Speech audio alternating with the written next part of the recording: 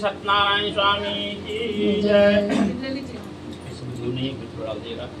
तो सूर्य बोलते हैं कि है शौनक, विष्णु जी इस तरह से नारद जिससे कहा था जो मैं तुमसे आज कह रहा हूँ। दूसरी बात यदि तुम पूछोगे मैं वो भी कहूँगा। शौनकादि बोले है सूर्य, उस ब्राह्मण के अन्न में और किसने इस व्रत को किया था जो सुनने की विशेष इच्छा है।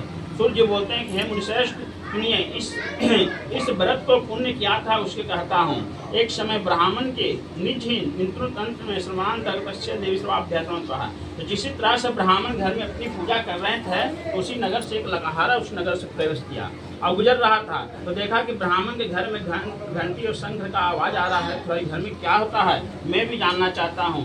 उस लकहारा ने माथे से बोझा उतारा और ब्राह्मण के घर बाहर दरवाजे पर रखा लकड़ी का बोझा और ब्राह्मण के घर में अंदर जाके और इसी तरह से श्री सत्यनारायण स्वामी का व्रत हो रहा था। उस लकहारा ने देखा कि इस व्रत को क्या किया जाता है तो मैं भी जानकारी लेता हूँ। जैसी कथा समाप्त हुआ उनने हाथ जोड़कर वो मनोरथ को मांगा। उस ब्राह्मण से पूछा हे प्रभु आप यहाँ क्याची का पूजा करते हैं, इसको क्या करने से फल होता है तो हमें भी विशेष बताइए, हम भी जानना चाहता हूँ। तो ब्राह्मण बोला यह सब मनोरथ को देने वाला, सुख और शोक का नाश करने वाला है। क्या विजय की प्राप्ति श्री सत्यनारायण स्वामी का व्रत है जिसके प्रसाद से मैं यहाँ धन पुत्र से प्राप्ति में आज हुआ। यह वचन सुनकर लकहारा भी बहुत अत्यंत प्रसन्न हुआ और चंद्रवती से पान करके प्रसाद को खाकर और जल पीकर वहाँ से श्री सत्यनारायण स्वामी के जय जयकार करते हुए वही लकड़ी माथा पर रखा और कहा कि है प्रभु हम भी आप श्री सत्यनारायण स्वामी का पूजा घर में कराऊंगा।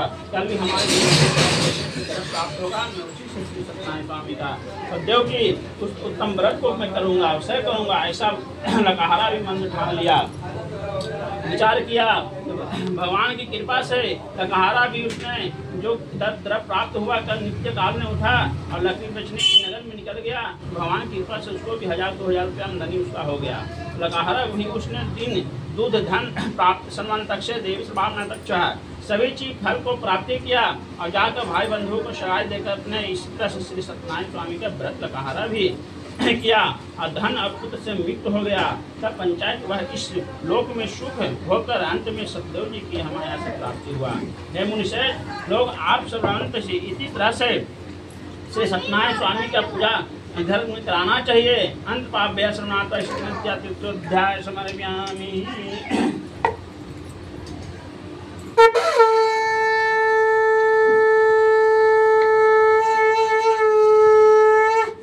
भगवान की जय, बोले श्री सत्यनारायण स्वामी की जय। तो सूर्य बोलते हैं कि मनुमाला श्रेष्ठ से एक नृत्य नाम का एक जितन नाम का राजा था जो सदैव देव मंदिर में जाया करता था।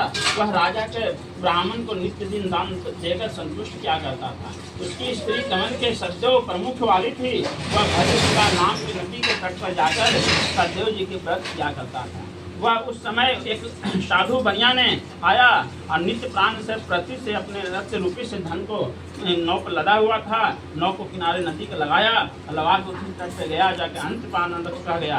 तब वह राजा को व्रत करते हुए देखकर वह निमित्त से पूछने लगा। तो साधु बोला कि हे राजन